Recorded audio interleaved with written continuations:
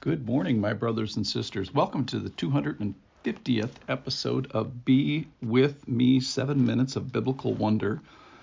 And we're in Luke chapter 10.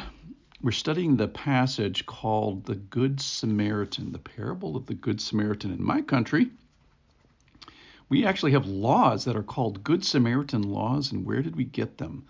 It means that a person who has no obligation to help another person, to treat them, to come to their aid, does so with no obligation, and then they get a legal protection if they do so. Perhaps your country has a similar thing.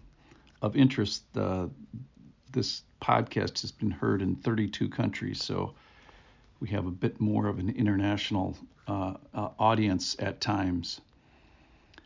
And we have a man of the law who is desiring to justify himself to Jesus. He goes round one with Jesus. He gets the right answer. He pulls wisdom and truth from the Old Testament, and he gets the answer right. But then he tries to go to round two and seeks to justify himself and asks, who is my neighbor? And maybe subtext asks, who is my non-neighbor?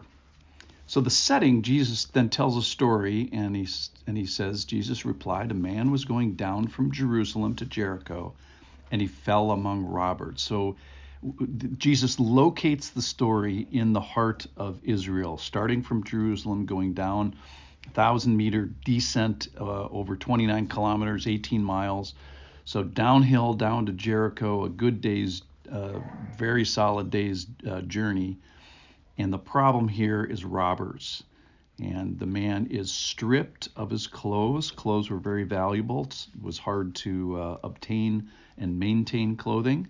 They beat him. They took, obviously, his money, his portable property, and they took his health, left him half dead, it says, leaving him half dead.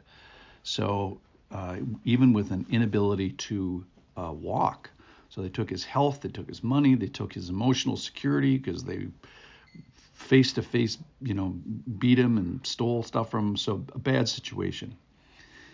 Verse 31, Luke chapter 10, verse 31. Now by chance, a priest was going down that road.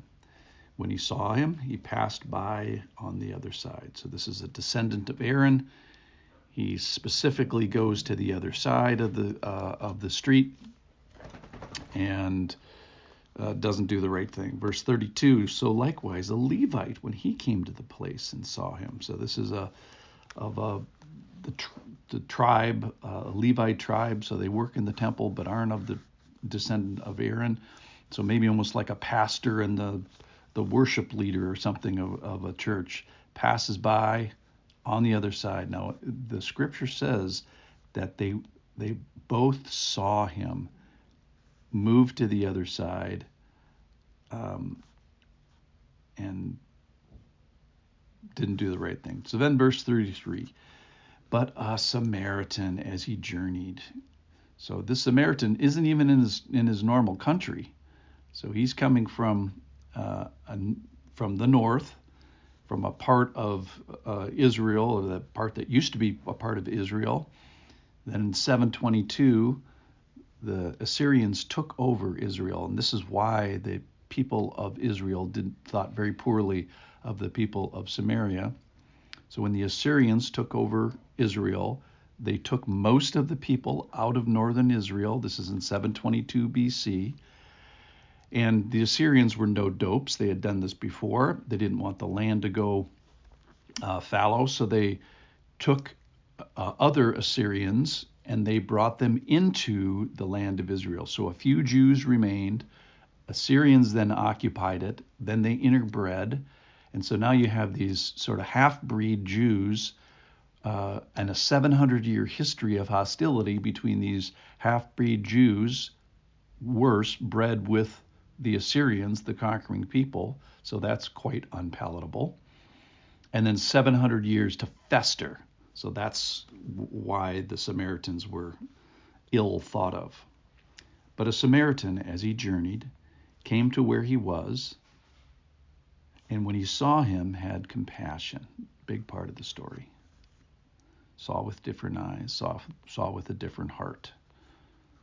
Now, we don't know the nationality of this person who's down and out, but he's located in Israel, so probably a Jew. Statistically, that's who this person would be, a Jew. And so we have a Samaritan helping a Jew, which would be culturally just unthinkable. You remember the story back in John 4 where Jesus meets a woman at the well. First of all, she's a woman, and he talks to her, and secondly, she's a Samaritan. So he breaks big cultural barriers there, and here we have the civilian breaking a big cultural barrier.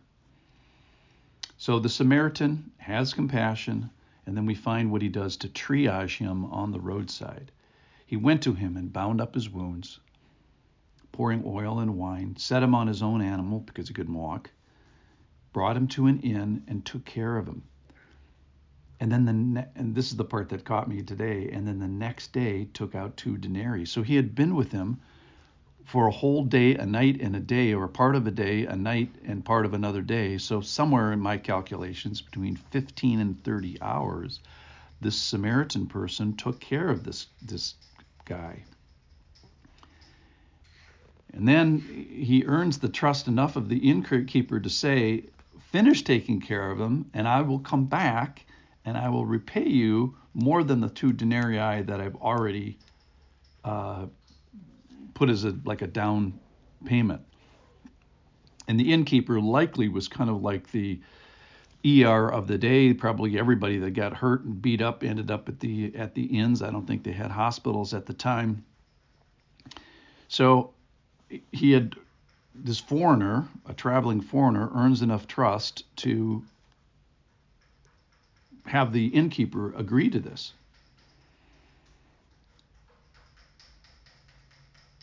So then Jesus asked, which of these 3 do you think was a neighbor to the man who fell among the robbers? And he said, the one who showed mercy. He can't even use the word Samaritan. So the teaching points, I think, obviously, is how can I prove to be a neighbor today? Can I find someone who I'm not obligated to, or even shouldn't be obligated? I shouldn't have a relationship is really the strength of the foreignness of this. And then prove what action, what expense. And then the guy, he says, I'm willing to pay whatever more. So, Lord, give me compassion, give me a heart to expand into whatever more. Let me be ready to prove myself today and my brothers and sisters as well. I bless you as you go. Find somebody to love today.